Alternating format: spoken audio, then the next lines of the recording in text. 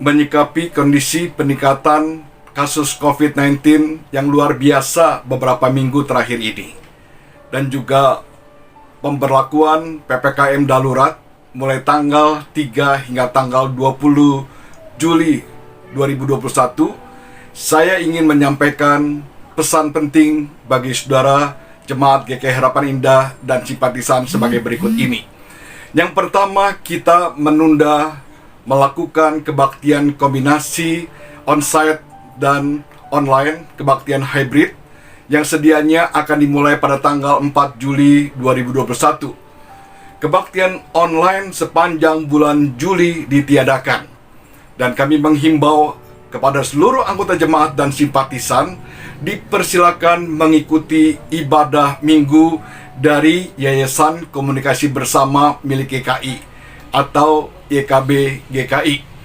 Yang kedua, kebaktian sekolah minggu online yang kita kenal dengan istilah small tetap ada dengan rekaman dilaksanakan secara mandiri oleh masing-masing penata layan di rumah. Yang ketiga, kebaktian dan persekutuan-persekutuan komisi lainnya seperti kebaktian remaja dan tunas remaja, persekutuan pemuda, persekutuan wanita, persekutuan usia indah, persekutuan dewasa Kairos, persekutuan doa Kamis malam, pemahaman Alkitab, serta kelas katekisasi, rapat-rapat, dan pembinaan-pembinaan akan dilakukan secara virtual melalui aplikasi Zoom.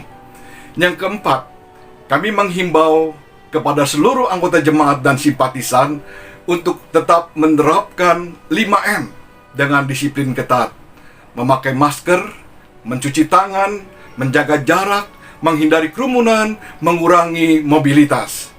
Jika ada kesempatan bagi saudara untuk mendapatkan vaksinasi, segeralah ambil kesempatan ini agar kita menjadi bagian dalam penyelesaian pandemi ini. Yang kelima, kami juga menghimbau agar Bapak, Ibu, Saudara ikut terus mendoakan dan membantu rekan-rekan lain yang saat ini sedang terpapar virus COVID-19. Yang keenam, GKI Harapan Indah memiliki Satgas COVID-19 yang melakukan pendataan dan upaya-upaya penyebaran COVID di lingkungan gereja. Jika ada saudara-saudara yang terpapar COVID, diharapkan dapat menginformasikan ke Satgas tersebut melalui tata usaha gereja untuk kita terus doakan dan lakukan langkah-langkah tertentu. Ibrani pasal 13 ayat 5b mengatakan, "Aku sekali-kali tidak akan membiarkan engkau, dan aku sekali-kali tidak akan meninggalkan engkau." Kiranya Tuhan menolong kita. Sampai jumpa.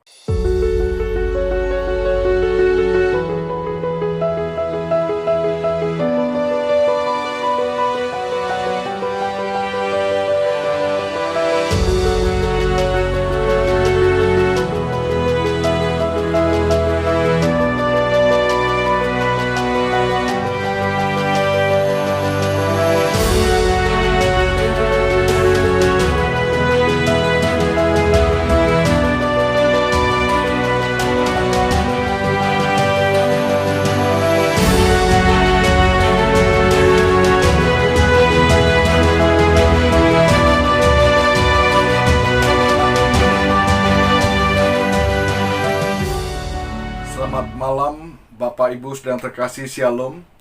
Selamat berjumpa kembali dalam acara Renungan Malam dengan tema motivasi mengikuti Yesus, didasarkan pada Matius pasal 8 ayat 20. Saya akan membacakan bagi kita semua. "Serigala mempunyai liang dan burung mempunyai sarang, tetapi anak manusia tidak mempunyai tempat untuk meletakkan kepalanya."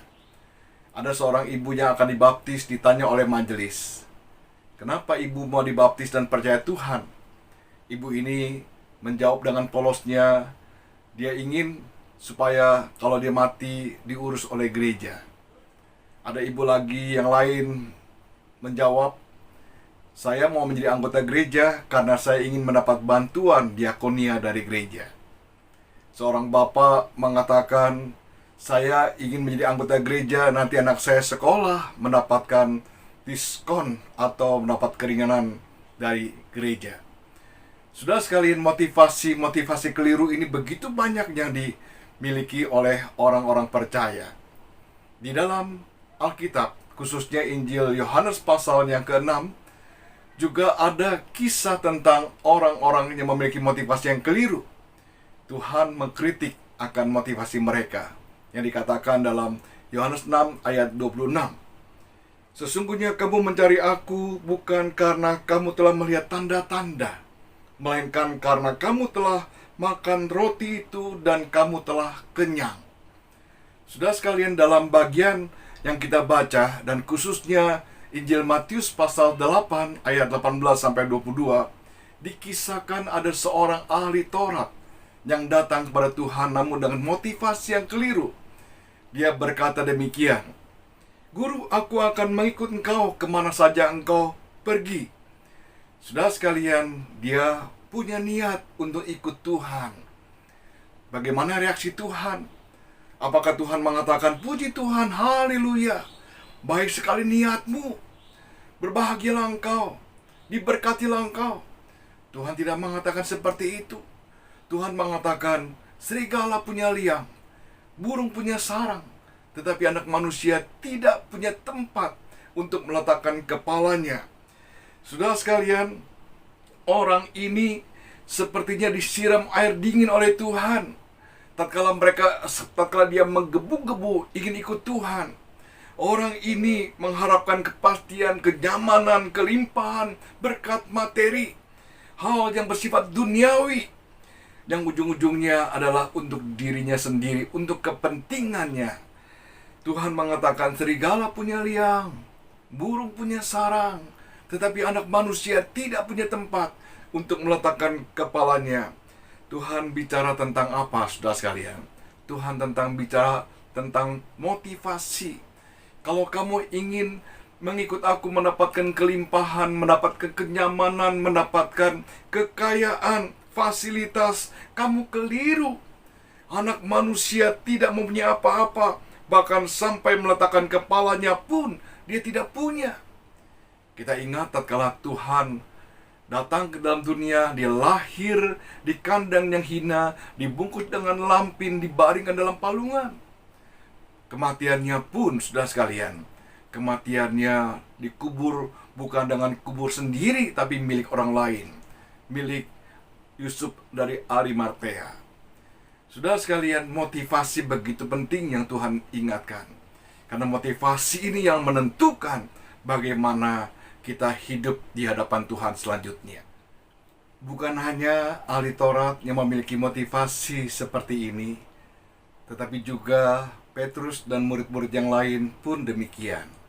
Kita ingat Petrus pernah mengatakan, "Rabi, kami telah meninggalkan segala-galanya dan mengikut engkau. Apa yang akan kami peroleh?" Kita juga ingat ibu anak-anak Zebedius minta 2 tempat, satu sebelah kanan, satu sebelah kiri Tuhan. Jadi adalah keliru jika motivasi ikut Tuhan untuk mendapatkan kelimpahan, kekayaan, kelancaran, berkat dunia. Kristus tidak pernah menjanjikan semuanya itu. Kristus menjanjikan hidup kekal, keselamatan di dalam dirinya, kelimpahan di dalam anugerah Allah. Banyak orang Kristen ikut Tuhan dengan motivasi yang keliru.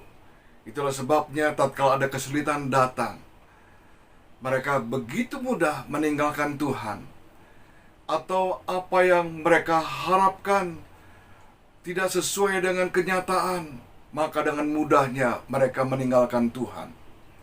Saudara sekalian, mengikut Tuhan harus didasarkan dengan motivasi yang benar. Biarlah kita boleh koreksi motivasi kita. Hal yang lain dari perkataan Tuhan, serigala punya liang, burung punya sarang, tetapi anak manusia tidak punya tempat untuk meletakkan kepalanya. Ini bicara apa, saudara sekalian? Bicara tentang penderitaan. Ada harga yang harus kita bayar. Seolah Tuhan berkata kepada ahli Taurat, "Sebelum kau ikut aku, Pertimbangkan dahulu apa artinya menjadi seorang pengikut. Tahukah engkau mengikut aku akan mengalami kesulitan, kesukaran, penderitaan? Tahukah engkau ada harga yang harus engkau bayar untuk menjadi seorang pengikut? Alkitab bicara banyak tentang kesukaran, penderitaan yang dialami oleh pengikut-pengikut Kristus. Ini bukan untuk mengsengsarakan kita, saudara sekalian, tetapi inilah harga yang harus kita bayar. Inilah merupakan jalur dari seorang murid, jalur pemuritan. Tuhan mengatakan juga dalam Injil Lukas pasal 9 ayat 23, barang siapa mau mengikut aku, dia harus menyangkal dirinya, memikul salibnya, dan mengikut aku. Bersediakah kita membayar harga untuk menjadi seorang pengikut? Kiranya Tuhan menolong kita. Amin. Mari kita berdoa. Tuhan, terima kasih untuk renungan malam hari ini yang boleh mengingatkan kami tentang motivasi sebagai pengikut Tuhan. Kalau kami selama ini memiliki motivasi yang keliru, biarlah Tuhan luruskan agar kami menjadi pengikut yang setia kepada Tuhan. Kami bersyukur atas anugerah Tuhan yang luar biasa. Tuhan telah datang ke dalam dunia, mati menggantikan kami. Biarlah kami boleh belajar membayar harga sebagai seorang pengikut dengan hidup setia di hadapan Tuhan. Terima kasih Tuhan, berkati kehidupan kami, berkati kehidupan keluarga kami, berkati kehidupan kerohanian kami. Dalam nama Tuhan Yesus kami berdoa. Amin. Sampai jumpa.